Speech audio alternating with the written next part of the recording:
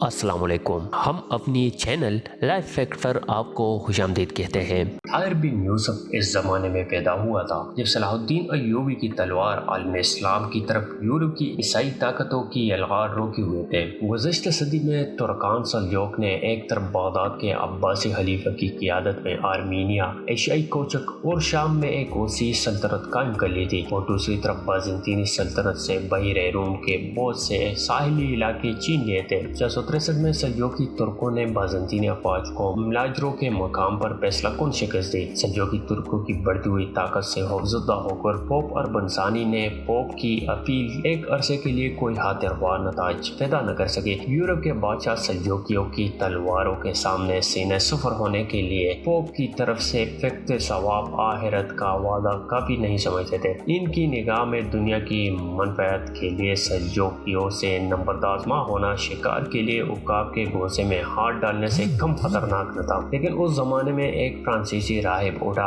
और इसने अचानक यूरोप के अवाम को आलम इस्लाम के खिलाफ मुश्तइल कर दिया। इस राहिब का नाम पेत्रस था। इसने सलेब उठाई और गद्दे पर सवार होकर तमाम यूरोप का चक्कर लगाया। इसके फटे पुराने लिबास और नंगे पाँव से मजलूमियत बरसती थी। इसकी निगाहों में इंतकाम की चुंगारियां थी और जुबान पर जहरीले अल्फाज थे। वो जहाँ जाता लोग इसके गिर जमा हो जाते। वो अर्ज़ मुक़द्दस पर सल्जोकियों के मज़ालिम की फर्जी दास्तानें बयान करता, खुद रोता और दूसरों को रुलाता। अवाम इसकी हर तकरीर के एहतिताम पर सलेब की हुर्मत के लिए कुर्बान हो जाने की कस्में खाते। अवाम का जोश व खरोश देखकर यूरोप की हर छोटी और बड़ी सल्तनत के हुक्मरान आलम इस्लाम के खिलाफ एक फैसला कुन जंग लड़ने के लिए तैयार हो गए। हिलाल के खिलाफ सलेब की तमाम कहरमानी कुव्वतें यकजा हो चुकी थी, लेकिन मलिक शाह की वफात तक ये सैलाब रुका रहा। मलिक शाह की वफात के बाद सल्जोकी सल्तनत टुकड़े हो गई। इसके तनज़्ज़ुल की रफ्तार हिंदुस्तान में औरंगजेब आलमगीर की वफात के बाद सल्तनत मौलिया के तनज़्ज़ुल की रफ्तार भी तेज थी। 7 साल के अरसे में मगरिब की तरफ आलम इस्लाम का वो दिफाई मोर्चा जिसे यूरोप की ईसाई सल्तनतें नाकाबिल तहसीर समझती थी, खुद बहुत टूट गया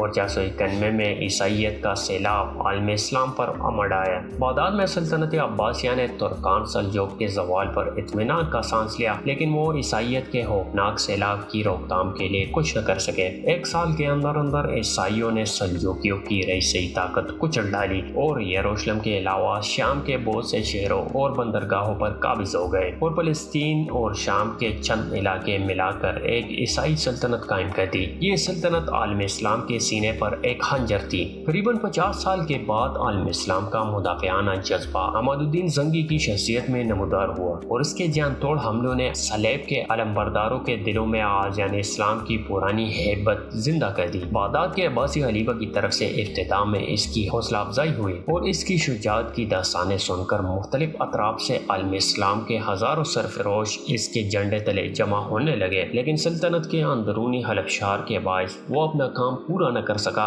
और अर्ज़ मुक़द्दस में ईसाई सल्तनत का टमटमाता हुआ चिराग बुझते बुझते बच गया। लेकिन 584 में मिस्र में सलाहुद्दीन अय्यूबी का इक़्तिदार इस चिराग के लिए हवा का आखिरी झोंका साबित हुआ। अर्ज़ मुक़द्दस पर एक बार गाज़ियान इस्लाम के समुंदर इकबाल के बू से ले रही थी। यूरोप की ईसाई ताकतों को सलाहुद्दीन अय्यूबी की तलवार सल्जूकियों की तलवारों से कहीं ज्यादा खतरनाक नजर आने लगी और फ्रांस, जर्मनी और इंग्लैंड के अलावा यूरोप की तमाम ईसाई सल्तनतें अपनी ठिड्डी दिल अफवाज के साथ मशरिक में ईसाइयत के इक़्तिदार के गिरते हुए सतूनों को सहारा देने के लिए मौजूद हुई। खिलाफत अब्बासिया ने अब की बार भी बराह रास्त इस जंग में शिरकत न की, लेकिन सलाहुद्दीन अय्यूबी के शुजाअना कारनामों ने जल्द ही आलम इस्लाम को इसका गर्विदा बना दिया। यूरोप के बेशुमार अफवाज की यलगार से बाखबर होकर अरब, इराक और तुर्किस्तान से कई सरफरोशियों के बाद दीगरे सलाहुद्दीन अय्यूबी के झंडे तले जमा होने लगे। चंगेज़ खान के मुकाबला में मुसलमान हुक्मरानों में आखिरी चट्टान जलालुद्दीन ख्वारज़म शाह की ये सीरीज जारी है। इसका अगला हिस्सा आप अगले वीडियो में मुलाहिजा कीजिए। तब तक के लिए अल्लाह निगहबान।